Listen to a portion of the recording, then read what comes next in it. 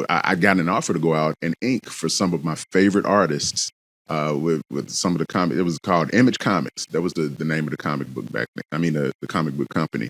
And at the time, what that meant is inking after an artist is essentially getting drawing lessons from that artist on a regular basis. So I thought, man, that's the entry level position I want.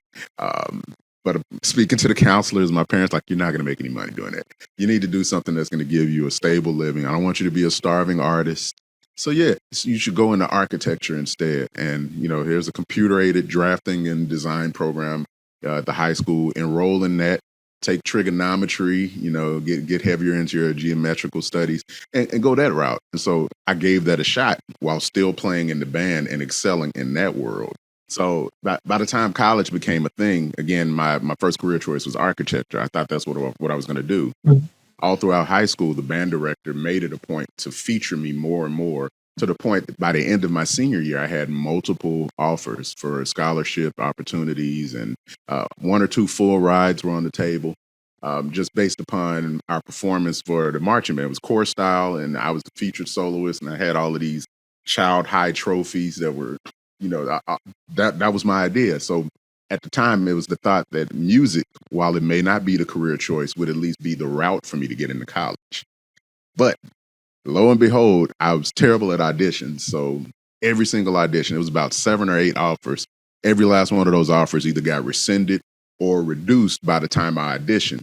And that's when they realized, like, I don't know if he plays as well as he does on the field. I don't think this is going to work out.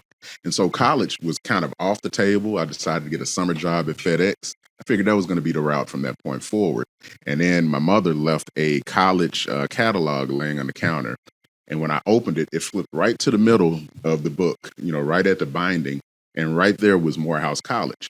I knew nothing about Morehouse, but I loved the name enough so to bring it up to my mother. And she was so excited. I didn't know why she was so excited, but she was thrilled that I even brought that name up. She brought it up to my pastor. She brought it up to my pastor's son, who was also a graduate of Morehouse College.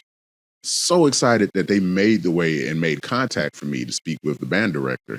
And their name, the Wellham name, carries a lot of weight at Morehouse in the music department, because for decades, his brother was the chairman of Morehouse's department, who really elevated the Glee Club and the department to the level where it is now. With all of that being said, that was the one good audition I had. And it just so happened that the band director at Morehouse was also a Memphis, Tennessee native who played trumpet and who had need for trumpet players. Again, this is a door that just happened to open up, and I just happened to have the skill set and a great audition at that point. So they awarded me a full scholarship, got me into Morehouse. I got to the campus, went through band camp. Getting there is when I found out it was an all-male institution. A bit of a shell shock. But after the first few weeks of class, I had to register for courses at a couple different institutions to go into architecture there at Morehouse. When I went to the chairman of the department, he looked at my file, he looked at me and closed the file and said, "You have a music scholarship. You are a music major. Have a great day." And that was the end of the conversation.